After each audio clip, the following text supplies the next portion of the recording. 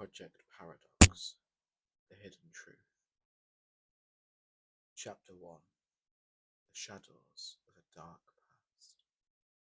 As the sun was setting over the crowded, bustling city, casting dark shadows over the dilapidated industrial district, Jay Orion adjusted the strap on his backpack, peering around the deserted lot.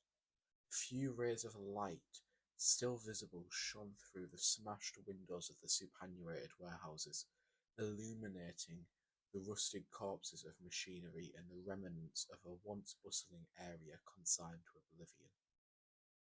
Jay had always been drawn to these places, forgotten places of yesterday, where history had seemed to remain in these places like a ghost. Tonight felt different, though. There was an unsettling placidity in the air, a sense of anticipation which gave him goosebumps. In his late 20s, Jay Orion was a skillful urban explorer known for investigating desolate, abandoned buildings. With a history of investigating journalism, he had a flair for uncovering forgotten stories hidden in the dust of the derelict buildings. Tonight, he was recommended to this place by a tip-off, a cryptic message on a random forum about an abandoned facility with a dark past. Jay arrived at the location. The eeriness flooded his mind. Carefully, he pried open a rustic gate which gave an ear-piercing screech as he stepped into the open, overgrown courtyard. The facility loomed over him, its pristine facade now covered with graffiti and had been neglected from care.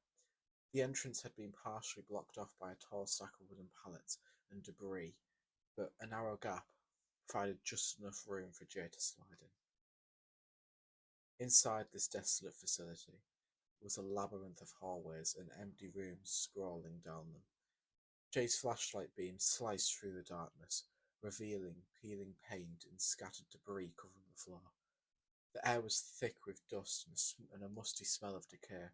Despite the forlornness, there was an underlying sense of something more, a story hidden in the dark. As Jay manoeuvred deeper into the facility, he came across a huge, rust-covered steel door that had been left partially ajar.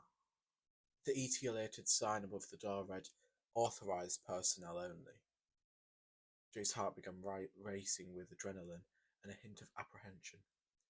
Jay pulled the door open further, discovering a room lit in by a dim blue light. The room was filled with disarray, papers strewn across the floor and on a desk, broken equipment, and a large dust-covered control panel. At the centre of the room was an old filing cabinet.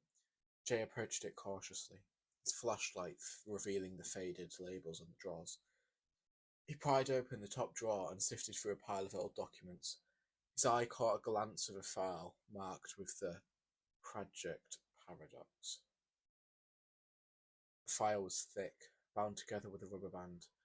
Jay's fingers quivered slightly as he removed the band, revealing a pile of papers and documents filled with technical lingo and ambiguous diagrams. One document caught his eye. Its heading read, "Project Paradox, Cognitive Manipulation and Temporal Displacement."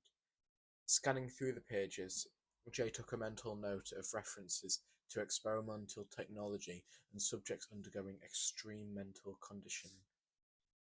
Suddenly, a loud hum filled the air, and Jay's flashlight flickered on and off. A shiver ran down his back as he glanced around. He could feel an eerie presence. The hum grew louder, reverberating through the walls and making the dust in the air jive. The papers which sat upon the desk began to flutter as if being blown by a draught. Though the room was still, Jay's inquisitiveness overwhelmed his fear, and he continued to read the documents, his flashlight shining sinister details about anomalies in subject behaviour and temporal disturbances. Just as Jay was about to delve deeper into the facility, a loud bang echoed throughout the laboratory, and the lights oscillated wildly. A cold breeze swept through the room, and the door behind Jay slammed shut with a ferocious crash. Jay quickly spun around, his heart beating madly in his chest, and a flickering light revealed a figure standing in the shadows of that doorway half hidden in the darkness. Jay's breath was trapped in his throat as the figure slowly stepped forward, their eyes concealed by the shadows. The facility's humming grew more intense, pulsating through the floor and roof. Jay felt a surge of trepidation, realizing that he was not alone. The figure, still shrouded in the shadows, began to speak, in a low, menacing voice. "You should not have come here." Jay's flashlight flickered one last time, before sinking the room into darkness.